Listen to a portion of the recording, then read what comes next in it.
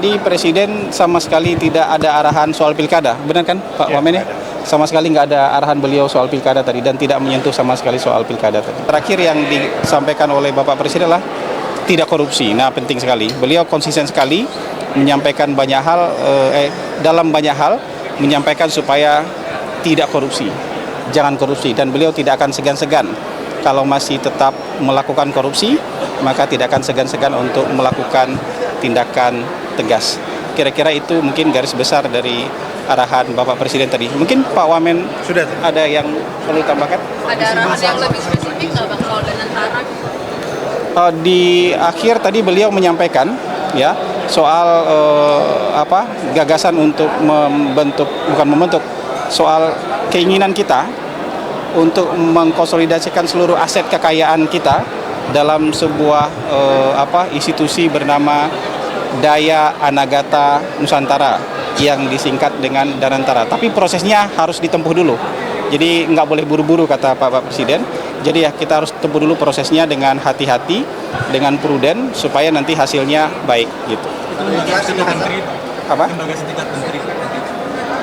Badan Danantara itu nanti itu super holding, itu akan menjadi menjadi semacam Temasek atau GIC yang dimiliki oleh Singapura. Gitu. Ada arahan dari Pak Presiden terkait dengan pilkada atau netralitas? Tadi Presiden sama sekali tidak ada arahan soal pilkada, benar kan Pak Wamen ya? Sama sekali nggak ada arahan beliau soal pilkada tadi dan tidak menyentuh sama sekali soal pilkada tadi. Kalau instruksi selama bergizi gratis, arah nanti tadi dalam arahan Presiden tidak disebutkan itu, tapi nanti akan ada presentasi soal makan bergizi gratis kepada seluruh jajaran pimpinan daerah oleh Kepala Badan Gizi Nasional. Gitu. Bapak Presiden sudah mengucapkan selamat. Ya. Bapak Presiden awalnya merencanakan bertemu dengan Presiden yang sekarang, walaupun sudah mau hampir selesai, tapi tidak tertutup kemungkinan juga untuk bertemu dengan pemenang pemilu, dalam hal ini Donald Trump. Beliau sudah menyampaikan tertulis itu di media sosial beliau. Ya. Gitu. Tadi di dalam Presiden tidak ada arahan apapun soal pilkada tadi, sama sekali tidak menyinggung pilkada tadi. Kenapa? Ya, nyaris 90% mirip dengan pembicaraan di sidang kabinet kemarin. Jadi ini yang kalau arahan kepada menteri kan di sidang kabinet, dan arahan untuk seluruh pimpinan di daerah itu di rapat koordinasi pusat daerah hari ini. Jadi kira-kira 90% arahannya isinya sama. TP 47. Nah, nanti bisa dihapus. Itu kan yang soal penghapusan utang itu kan keinginan dari pemerintah untuk supaya petani-petani, ya, para nelayan, para pekebun, gitu ya, yang selama ini terlilit utang, kredit misalnya, atau juga ada masyarakat kecil yang selama ini menjadi peserta program bergulir pemerintah yang tidak mampu membayar utang mereka sudah lebih dari 10 tahun, gitu ya. Kemudian sudah ditagih secara optimal oleh perbankan, sudah ada restrukturisasi utangnya, tapi tetap tidak bisa membayar, dan sebenarnya oleh bank sudah lama tidak dicatat sebenarnya sama bank, tapi kan hak tagihnya tetap ada. Nah, dengan ini mereka sekarang sudah bisa terbebas dari hutang. Karena kalau mereka tidak dibebaskan dari catatan hutang, mereka nggak bisa mengajukan kredit, kena BI checking kan? Ada kena daftar hitam kalau di BI checking, jadi mereka tidak bisa mengajukan kredit, tidak bisa berusaha, akan sulit. Jadi kalau misalnya dihapuskan ini, rakyat kecil, pelaku UMKM, para petani, para nelayan yang kemarin itu kena BI checking, kena blacklist BI checking, sekarang bisa terbebas dari itu. Dan mereka bisa memulai usaha lagi untuk membuka peluang hidup yang lebih baik. Jadi kalau menurut perhitungan Kementerian Keuangan, hampir 600.000 orang yang bisa di-cover oleh program ini. Artinya ada 600.000 masyarakat kecil, ada 600.000 keluarga yang akan terbebas dari, kalau dari sisi banknya piutang ya, tapi kalau dari sisi mereka sendiri itu disebut dengan utang, kira-kira begitu. Menegaskan akan melakukan efisiensi sekaligus bekerja keras menutup kebocoran anggaran.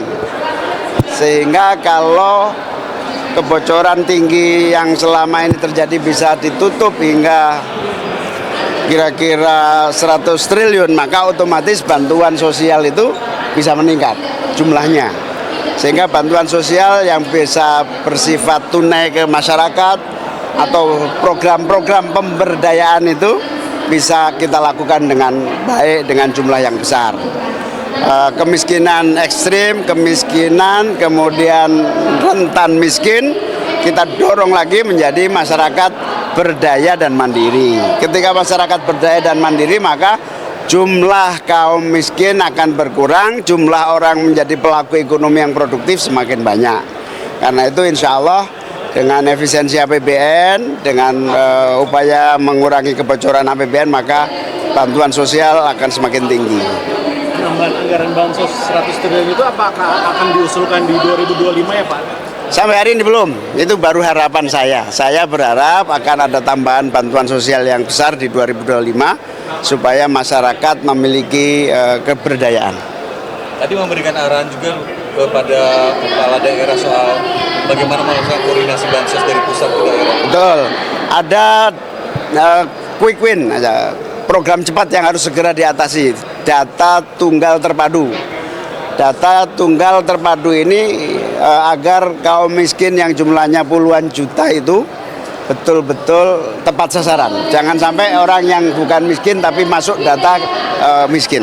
Evaluasi selama ini dalam penyaluran bansos apa Pak kalau dari pemerintah pusat supaya tidak terulang di pemerintah daerah? Betul, paling pokok data.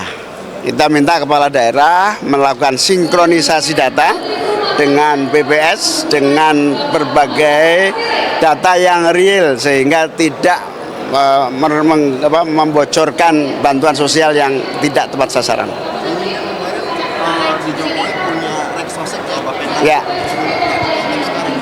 semua diintegrasikan, semua data kemiskinan diintegrasikan dalam satu koordinasi BPS sekaligus dalam naungan Bappenas. Apa untuk subsidi juga akan menggunakan data yang satu ini untuk subsidi? Ya, betul, subsidi. Jadi gini, subsidi itu yang paling bawah, masyarakat miskin ekstrim itu akan bantuan langsung tunai.